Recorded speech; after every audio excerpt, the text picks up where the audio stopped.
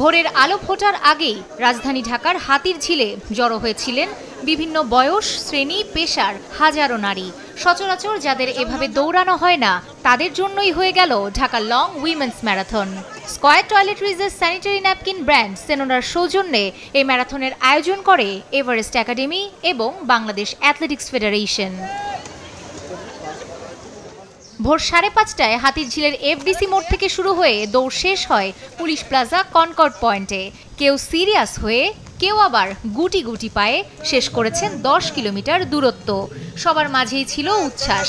কেউ প্রথমবার অংশ নিয়েছেন 2.7 কিলোমিটার ক্যাটাগরিতে।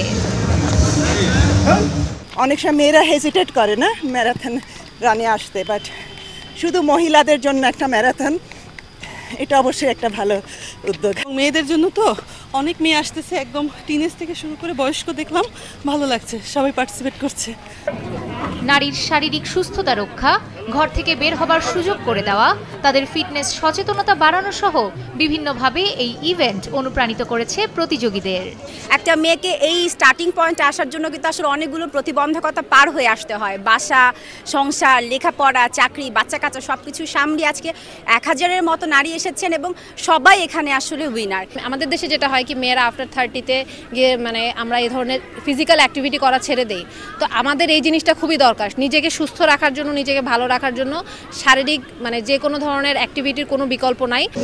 নারীর ক্ষমতায়ন ও অধিকার সুরক্ষার পাশাপাশি পিরিয়ড বান্ধব পরিবেশ গড়ে তুলতে এটি ভূমিকা রেখেছে বলে বিশ্বাস আয়োজকদের।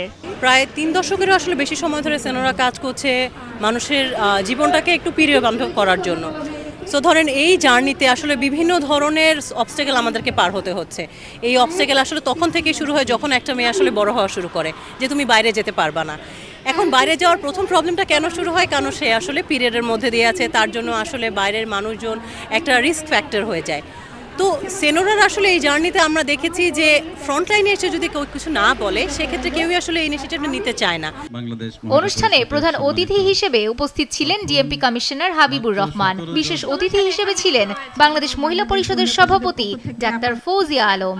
এই যে ম্যারাথন, এটি একটি দীর্ঘ সময়ব্যাপী দৌড় এবং এই দীর্ঘ সময়ব্যাপী দৌড় একজন মানুষের মনে যে স্পন্দন তৈরি করে, যে প্রত্যাশা তৈরি করে এবং দীর্ঘ সময়ব্যাপী পরিকল্পনা করে পরিশ্রম করে সেটি অর্জন করার যে আনন্দ, সেটি তারা এই দৌড়ের ভিতরে যেমন করেন, আমি মনে করি সেটি যদি তারা বাস্তব জীবনে প্রয়োগ করেন তাহলে লক্ষ্য অর্জনে এবং তার যে প্রত্যাশিত ফল তার জীবনের, সেটির ক্ষেত্রেও এটি প্রযোজ্য হতে পারে।